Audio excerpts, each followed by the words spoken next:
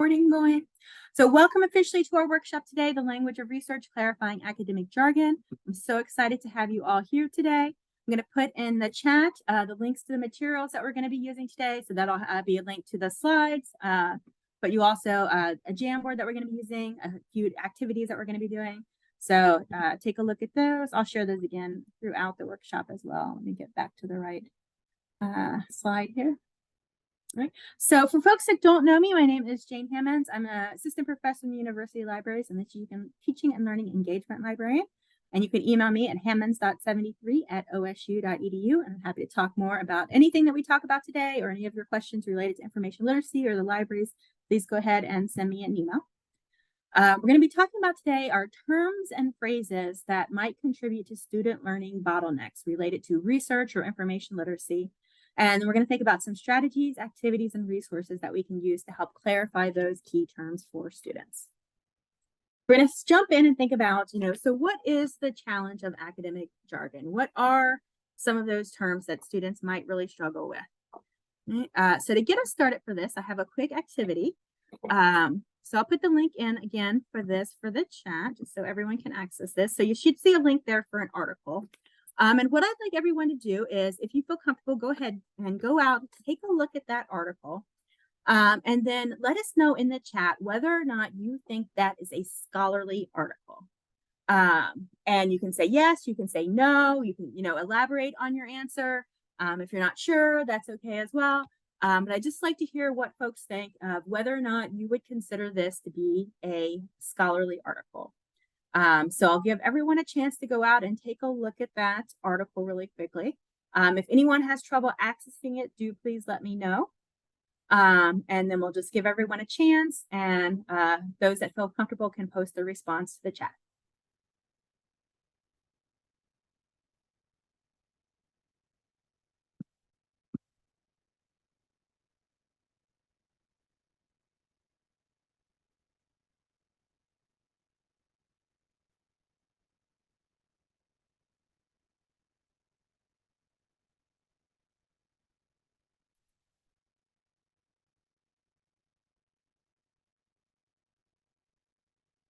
So we'll give it about 30 more seconds just to allow folks to determine what they think. And those and post if you feel comfortable.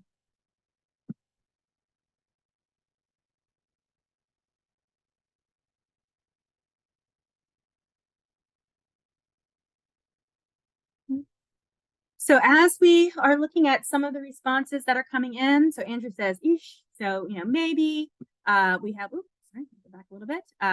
We have a few folks in the chat who are saying, no, it's not scholarly. We have, so not scholarly, not scholarly.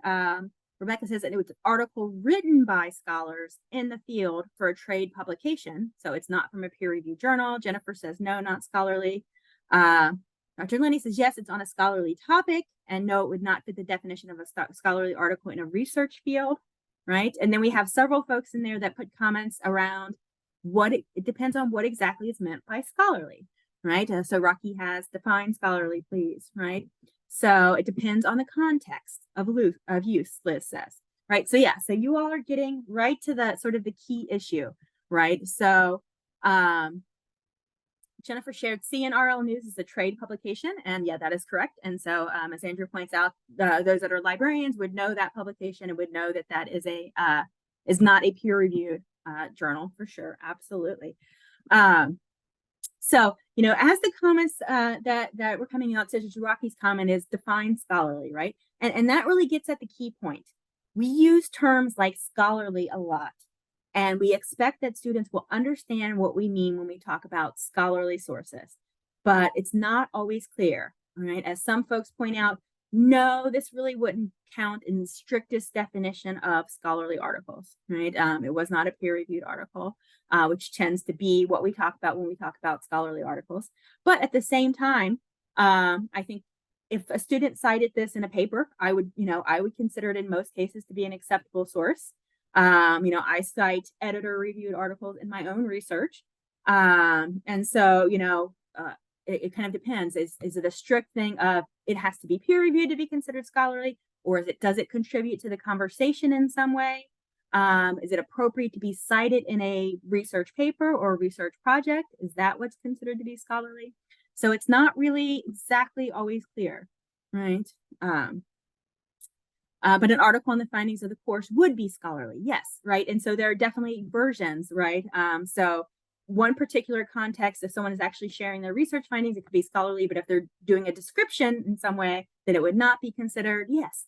So, this is just an example I wanted to share of, how tricky the language can actually be.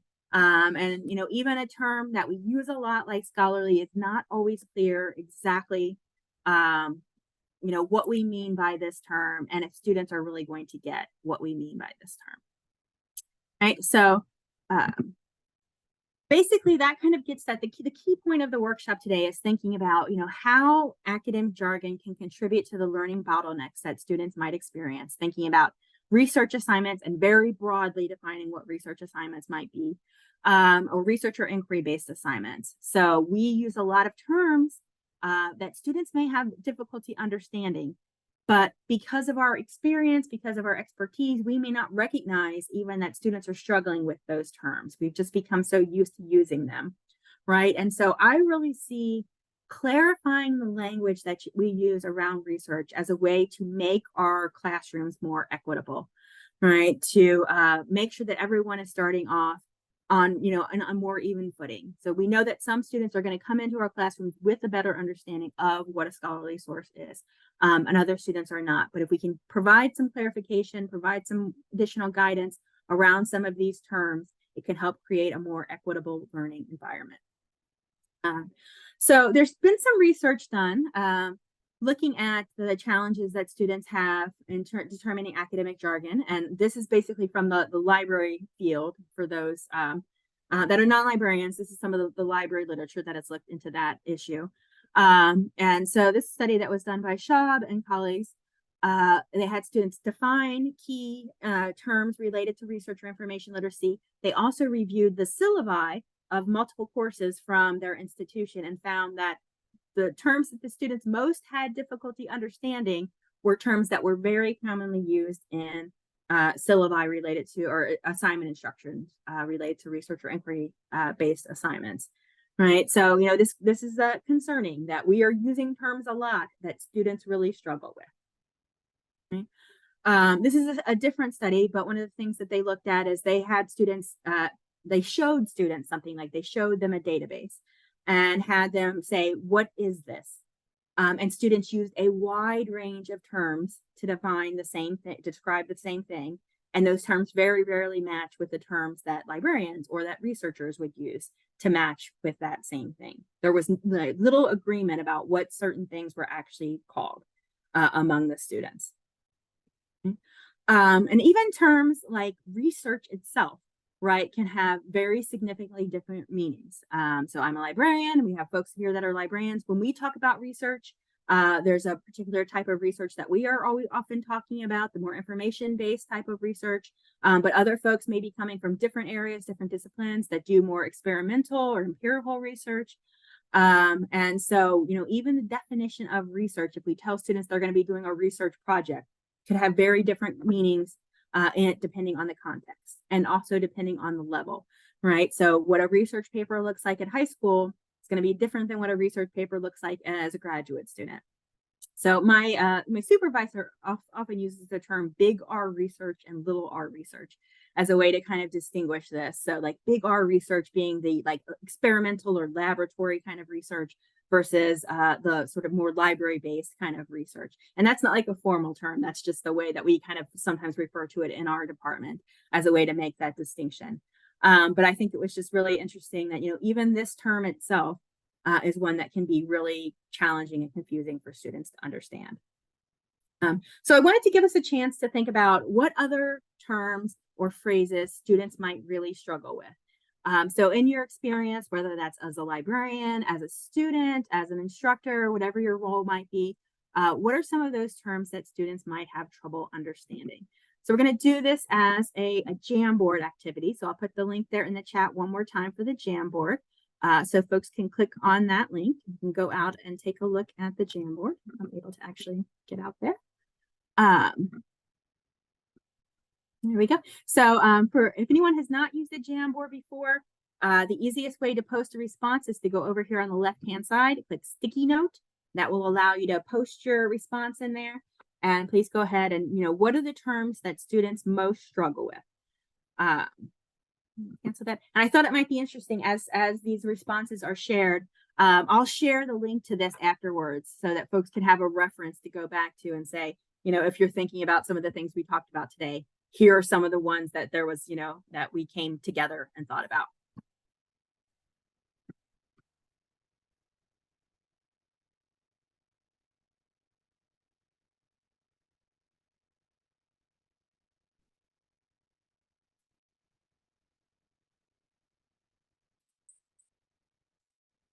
And you can think very broadly about research, or whatever research means in your context. What terms would be most troublesome or difficult for students?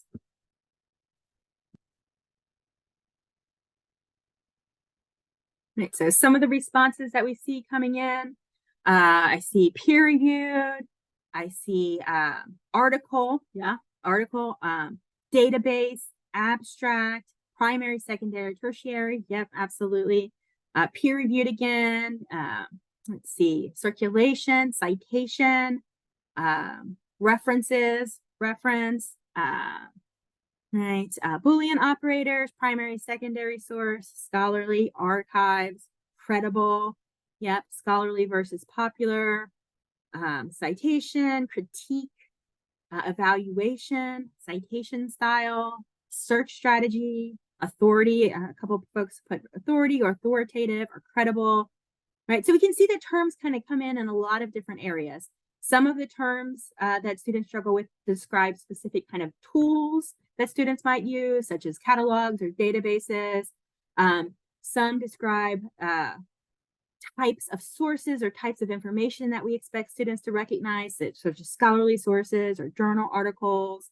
Some describe actions that we want students to take, such as critique or evaluation, right? So there's a lot of range of things that students might struggle with. Research guide versus database versus journal article, works cited, right? And some of these you can see even from the links that we have here, right? Some folks have works cited, some folks have references versus in-text citations, right? And those are basically all referring to the same thing, but we use different words to describe them, and how confusing that potentially could be for students. Annotate it, yeah, that can be a really difficult one.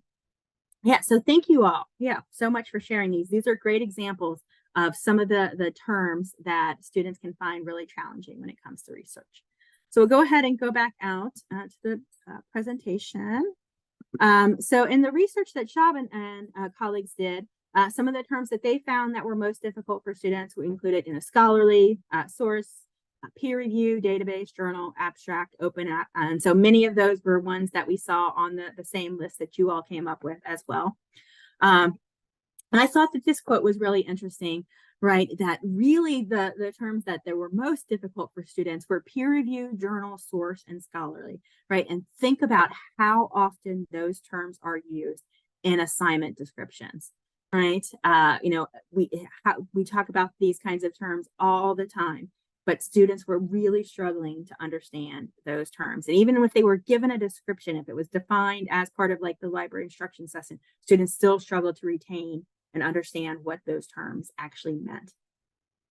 And this was, I thought, really interesting as well. O'Neill found that when given, in this particular study, when given a definition of database, students were able to connect that definition to the term database.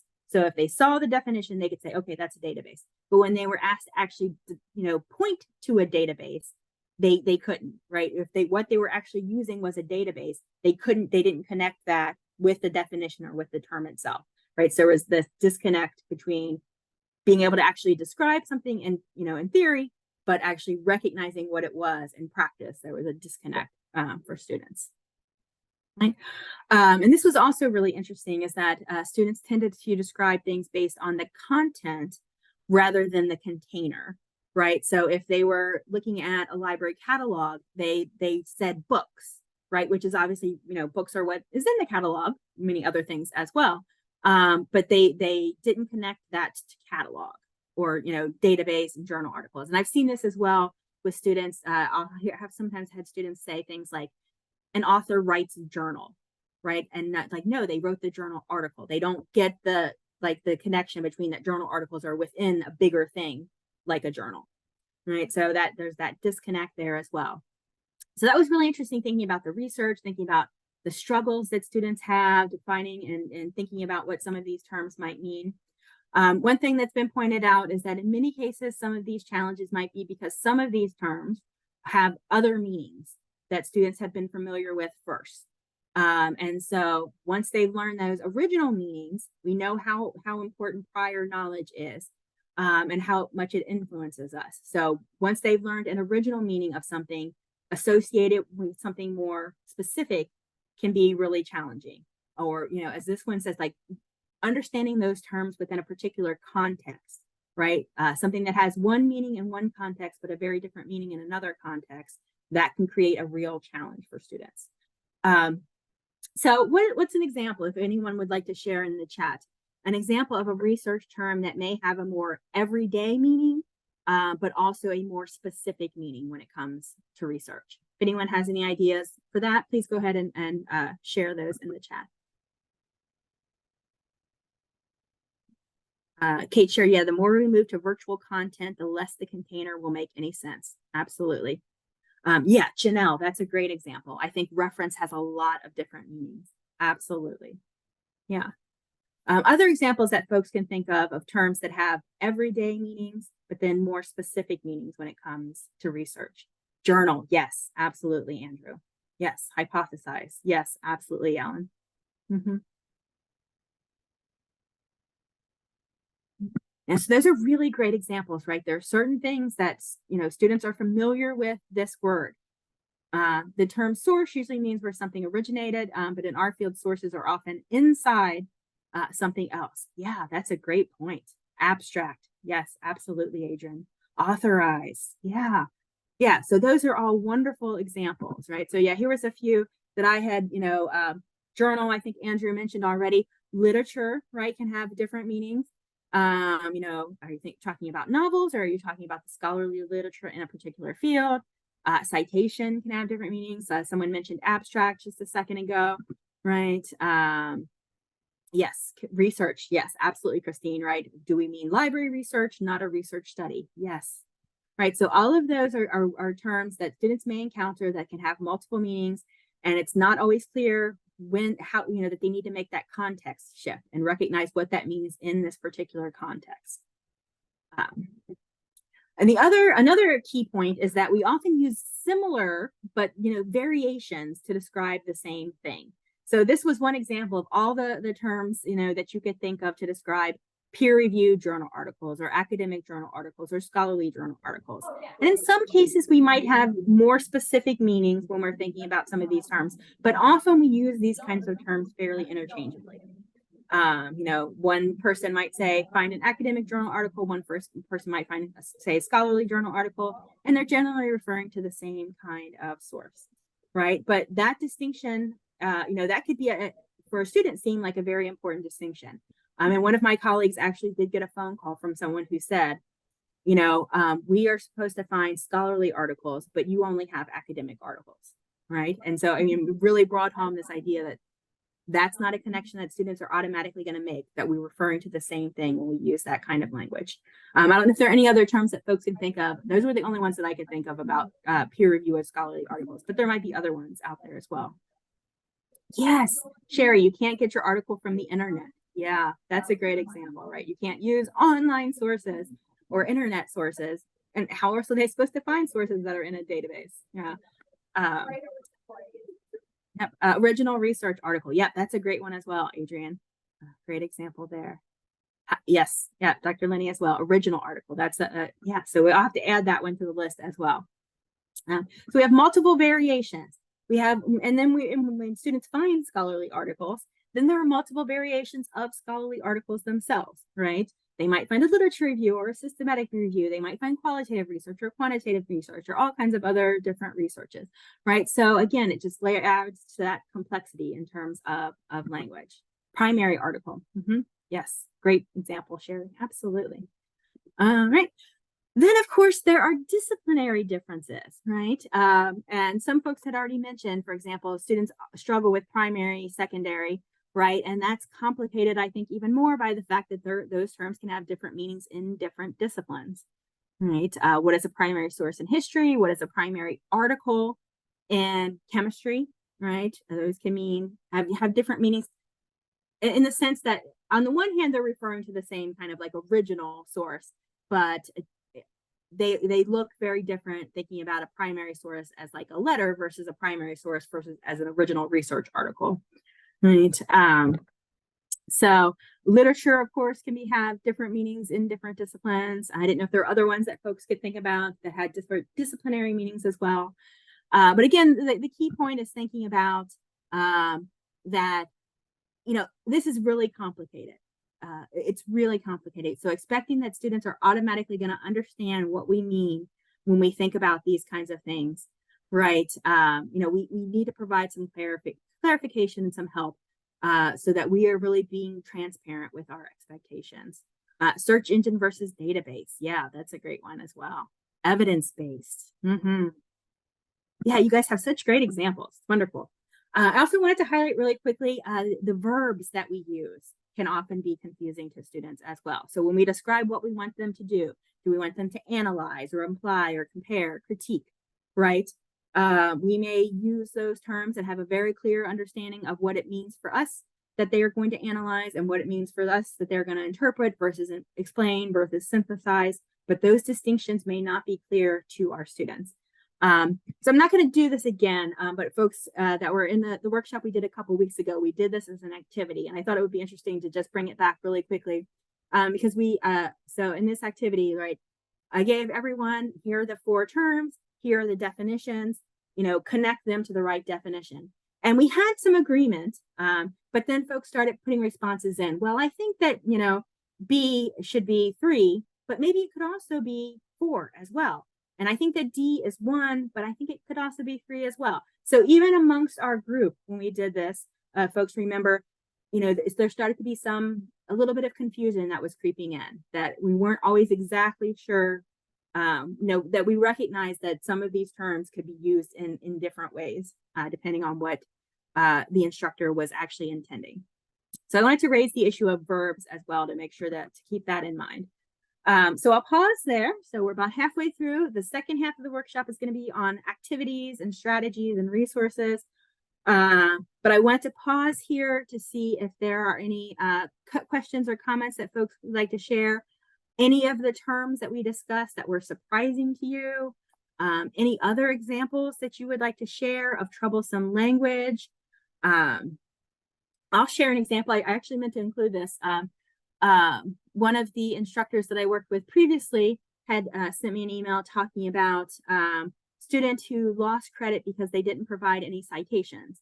And the instructor was like, of course you were supposed to provide citations. And I told you you were supposed to do this, right? But then the instructor went back and looked at the language that they had used, and they told them to provide evidence, right? And for the instructor, it was very clear that evidence meant providing citations. For the student, it was not as clear, right? And so, things like provide evidence, provide sources, provide citations, provide references, right? All of those can be confusing to students. So we'll pause there to see, again, if there are questions, comments, thoughts that folks have before we go ahead and move on.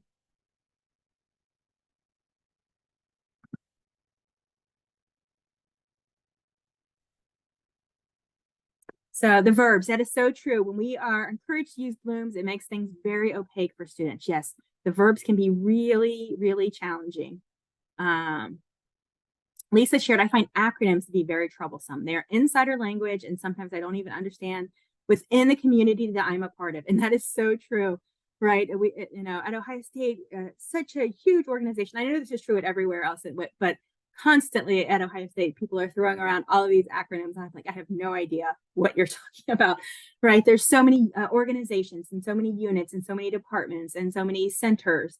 And people use these all the time. And it's like, right? Absolutely.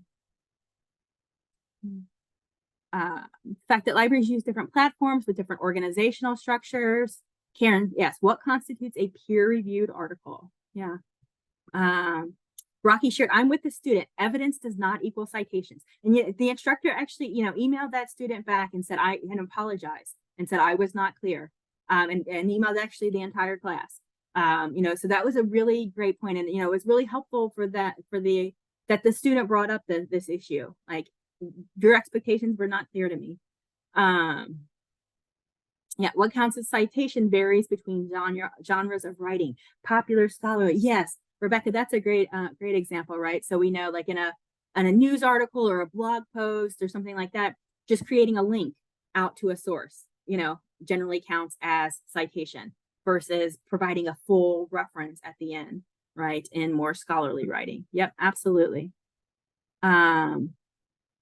So Andrew shared, it's really hard for students to understand in which database they're searching because they all have one of three interfaces. Yes, right? So database is EBSCO, right? Or it's ProQuest, right? And they don't see that they're distinct different databases within that system. Absolutely. Website is actually very confusing. I completely agree, Adrian, right? Container versus delivery method for sure, right? And then we think, website versus database, but yeah, so confusing to students. Absolutely. So Christine shared, we stopped calling our reference desk reference and switched to library research desk. Yeah, and that's actually really interesting, Christine. A lot of the research around sort of language has been like usability studies in terms of, can find students find things in the library, or like, can they find things on the website? And so, making those switches to using more user-friendly language. Really interesting.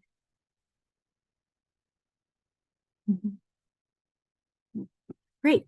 Wait, so continue to add any questions, comments, thoughts that you might have, and we'll move into thinking about some ideas, activities, resources that might be helpful in how we can start to clarify our language for students a little bit. So I did have another activity for us to do really quickly. So I'll put the links in the chat one more time just to make sure. So you should see a link there to an assignment sample. And what I'm going to ask folks to do is to go ahead and go out to that. Right. And so this is a real sample assignment description. So hopefully folks should be able to access this and edit this. So what I'd like you to do is take a few minutes to read through this, and however you would like to start noting some of the terms that you see are confusing or challenging for students. So you can, highlight, you can add a comment, you can add things in parentheses, whatever works for you. But we'll give everyone a chance to go through and try to, take a look at this assignment and start highlighting some of the things that might be troublesome for students.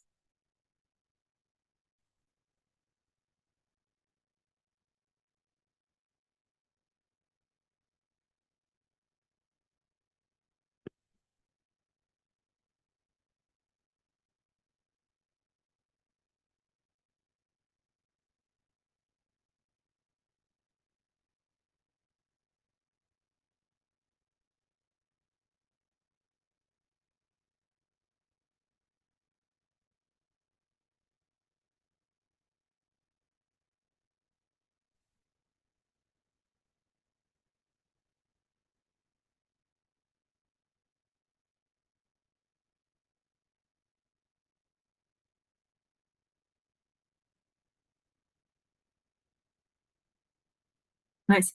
Some great responses coming in. So we'll give it 30 more seconds or so to let folks add any responses that they would like, and we'll take a look and see some of the things that we've highlighted.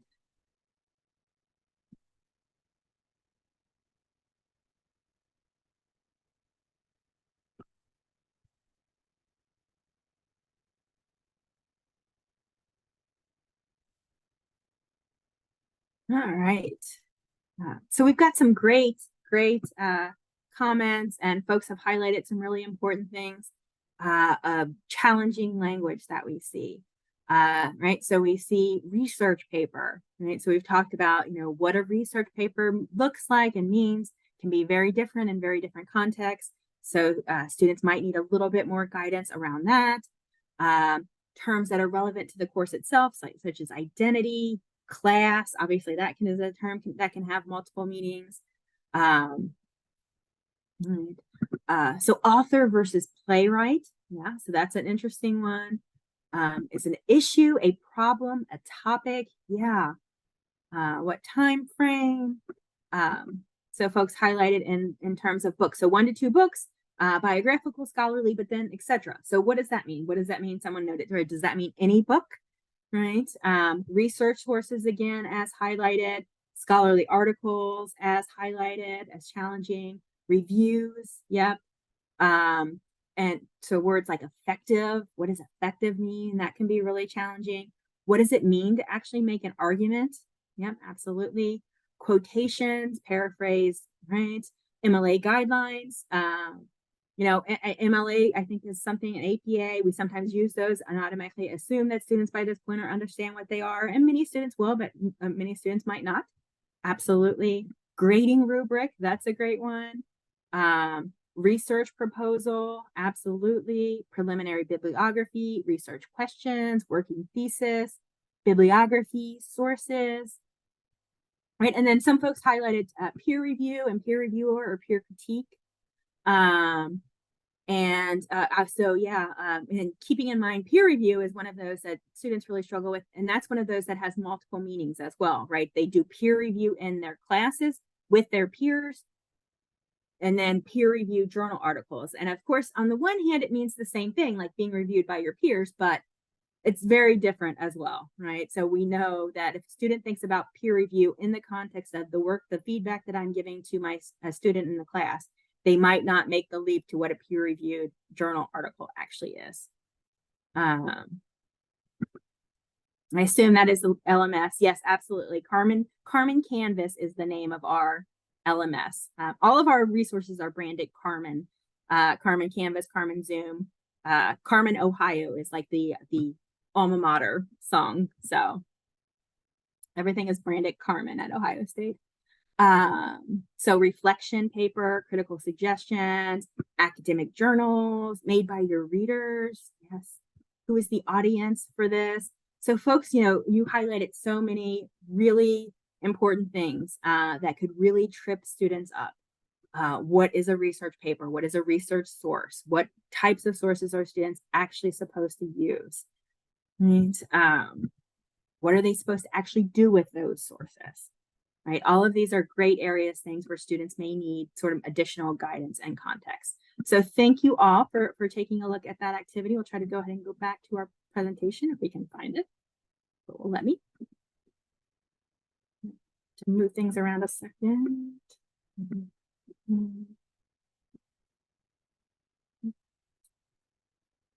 Right. So I think that's a really interesting example of one of the things that you can do. Maybe not important, but visually it's horrible.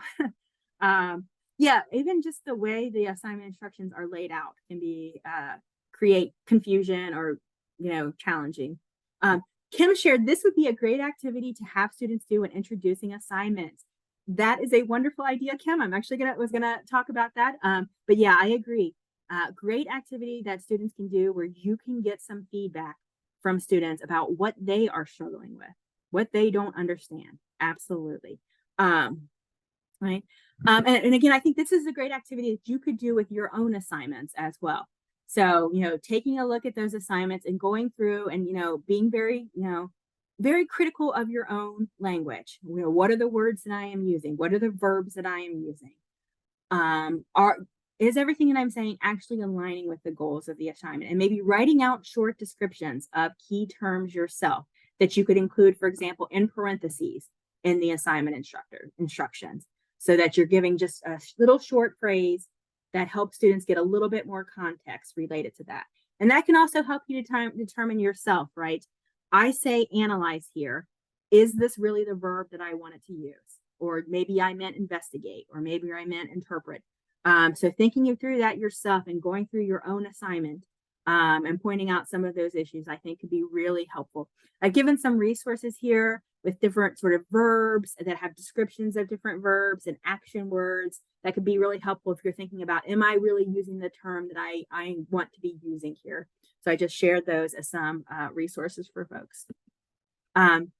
Of course, as we talked about, it can be challenging to recognize yourself terms that you don't understand. So we were able to pick apart that article, that assignment really quickly, right? But that wasn't our assignment. So sometimes this is something that was better done with a colleague or a group of colleagues. So love the idea of like doing an assignment swap, right? Find a few other folks in your department or your area that are interested in this, share your assignments, and have folks, mark them up in the same way that we did.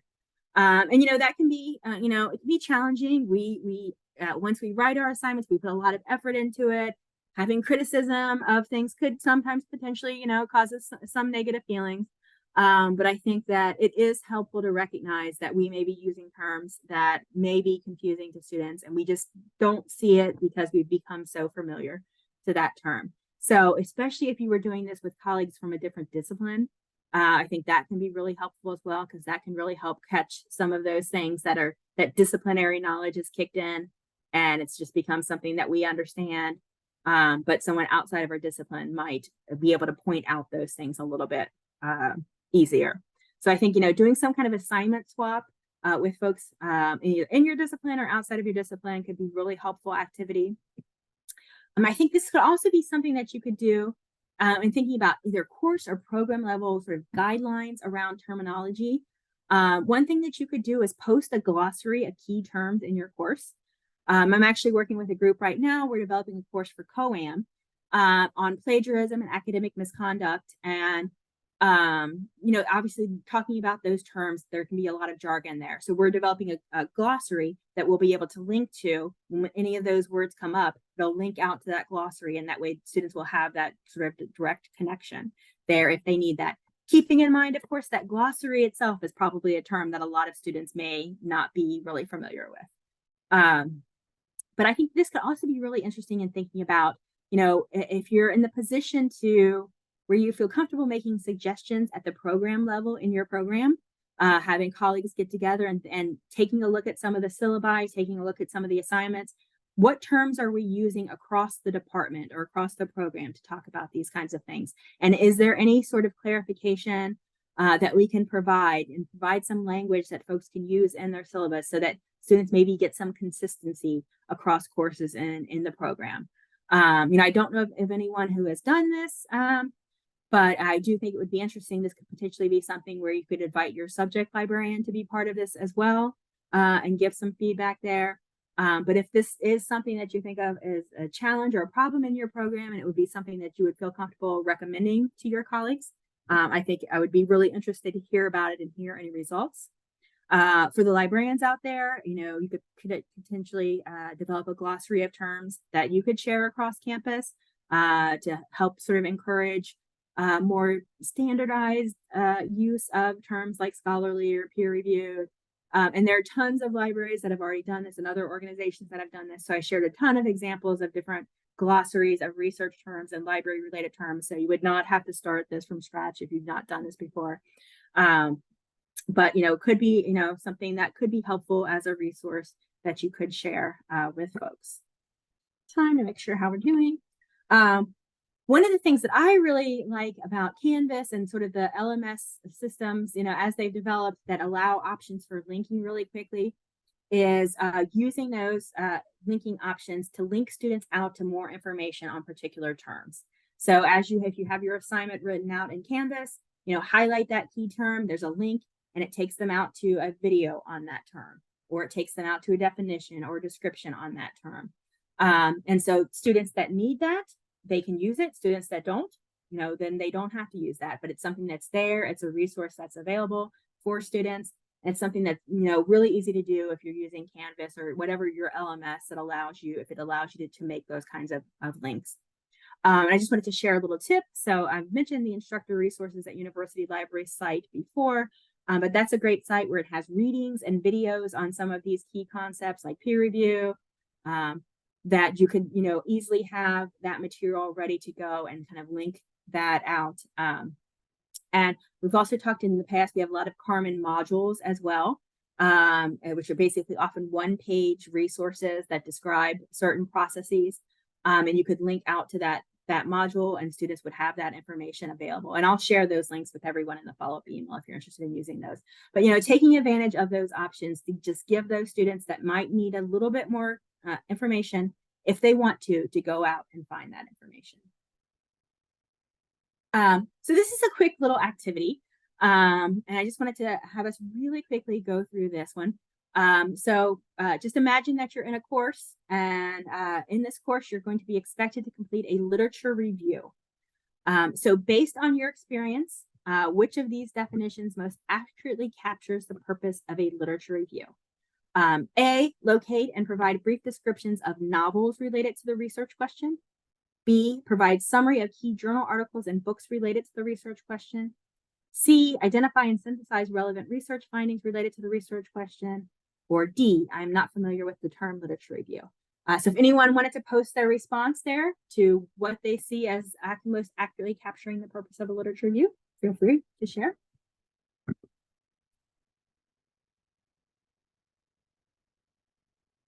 So we got most folks coming in with C, and a few B responses as well. So a few C's, a few B's. So most folks seem to be in that line, which is, obviously that with this group, I expected that those would be the most common answers. But this is just an example of a quick little pre-test that you could give your students prior to giving them a research assignment. And you could do this, go back here, as, before the assignment itself, but this could also make a really interesting first day pedagogy. If you're looking for something to do with students on that first day of class that's going to be meaningful and that will give you helpful information, this could be an interesting first day pedagogy. But having just a really short, low stakes or no stakes quiz or poll really quickly can get you some feedback from, here are some of the terms that students maybe are not understanding. I may need to provide a little bit more feedback and a little bit more response there. And another thing that could be helpful in doing something like this, a pre-test or a quiz or something like that, if you're familiar with James Lang's book, Small Teaching, he talks about using pre-tests and sort of opening questions and really quick activities like that. One of the things that this could do is, one, it could help alert students that there's something that they don't know, which especially sometimes for librarians can be challenging. Students come in thinking they already know everything. So this can help students alert something that, there's maybe something that I don't know about this. And then two, there's some evidence that if they see it on a pre-test, or in a pre-activity, when it pops up again later on, they might pay a little bit more attention, right? My instructor asked me a quiz question about this, so this might be important. Maybe I need to pay attention to this, right? So could be helpful just kind of alerting them to things that you find important throughout the course. So, that could be something really simple you can do in a lot of different ways. It could be, even on paper, but you could do Menti or a poll or, Top Hat, whatever resources are available to allow you to get that feedback on those terms.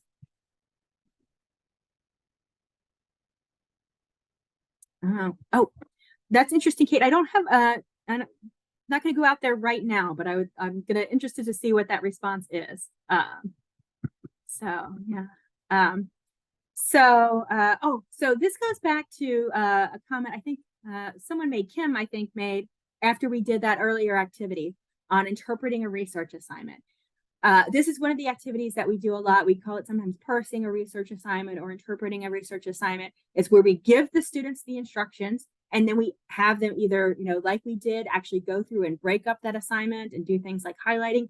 Or in the one class that we teach, it's an asynchronous class, we have students answer questions specifically about the assignment instructions. Like here, what are the verbs that are used? What do you think you're supposed to do with that? And we give them a list of here's the verb terminology so that they can make that connection.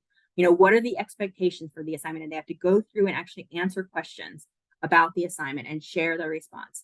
So I've given a link there to different versions of this. There's many different ways that you can do this.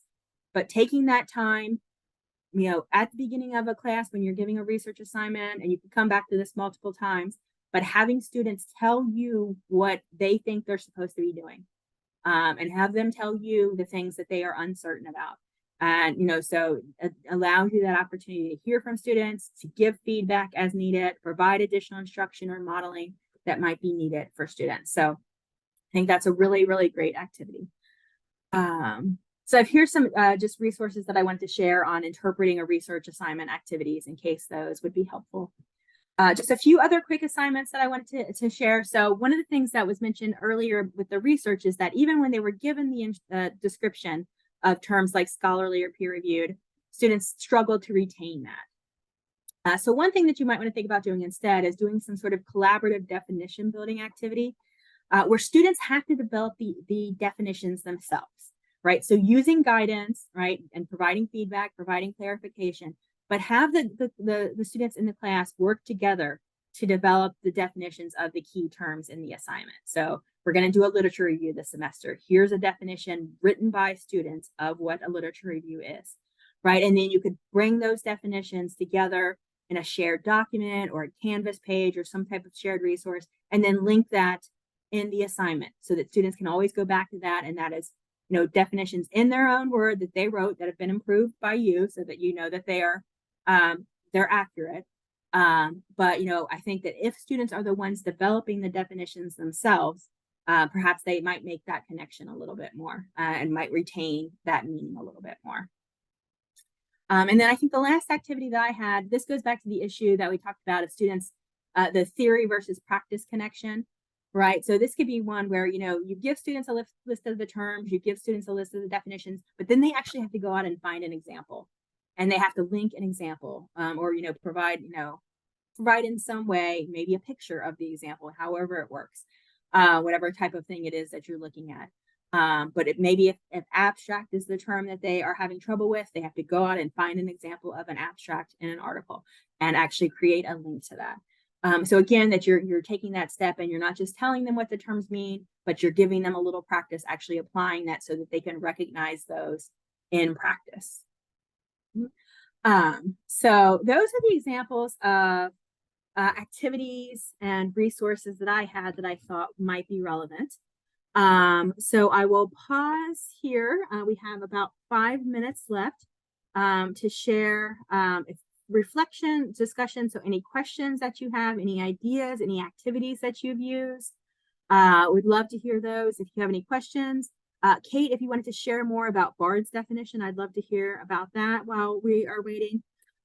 So we'll pause here to see if there are questions, comments, thoughts that folks have. And then we'll go ahead and take a look at questions and comments.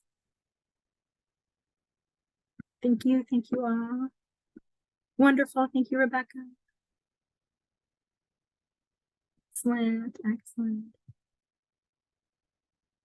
So Kim shared, I want to build on Kate's point. Students can look up information, but that doesn't mean they understand them or have the schema to plug those ideas into. Class discussion is key here, even when time is precious. Yes, absolutely, right? We cannot just give them the definition and expect that they're gonna get that, right? We have to talk about it. We have to give them practice. We have to model it for students. We have to discuss it before students, right? One exposure is not going to be enough to make sure that everyone, understands what a scholarly article is or what peer review is or any of those processes.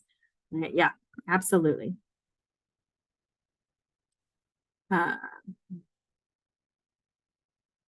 So Barchett, a literature review is a summary of a published work on a topic. It can be a section of a larger paper or the focus of the entire paper.